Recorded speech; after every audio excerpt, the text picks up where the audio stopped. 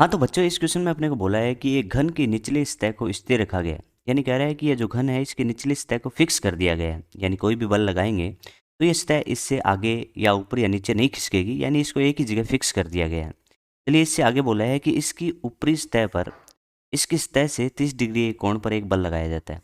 यानी अपन कहें कि इस बल की दिशा देखें तो सतह से 30 डिग्री के कोण पे इस तरीके से ये बल लगाया जाता है। यानी ये वाला कोण आपका 30 डिग्री है। मैं यहाँ पे इस बल के 2 घटक कर लेता हूँ।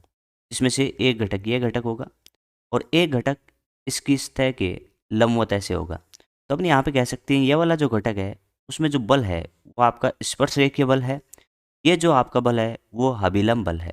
तो मैं कह सकता हूँ यहाँ पे आपके 2 प्रकार के प्रतिबल उत्पन्न हो गए हैं। ये वाला अपना जो प्रतिबल है वो अपरूपण प्रतिबल है। अपरूपण प्रतिबल क्या करता है कि आयतन में परिवर्तन नहीं करता, उसकी आकृति में परिवर्तन करता है। तो अपन कह सकते हैं कि इसकी वजह से आकृति में परिवर्तन होगा। और जो अभिलंब प्रतिबल है यानी अनुदैर्ध्य प्रतिबल है और अनुदैर्ध्य प्रतिबल के अंदर ही ये तनन प्रतिबल है। तो इसमें कह सकते हैं कि ये क्या करेगा, इसकी लंबाई में परिवर्तन करेगा।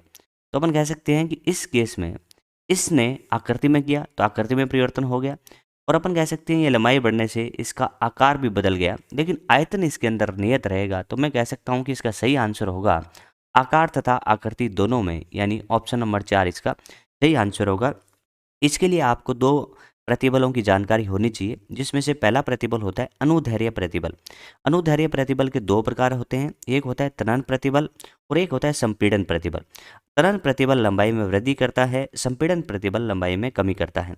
इसी तरीके से अपना एक जो होता है वो होता है आपका अपरूपण प्रतिबल। अपरूपण प्रतिबल क्या करता है कि स्पर्शरेखीय बल लगता है जिसमें आकृति में परिवर्तन होता है।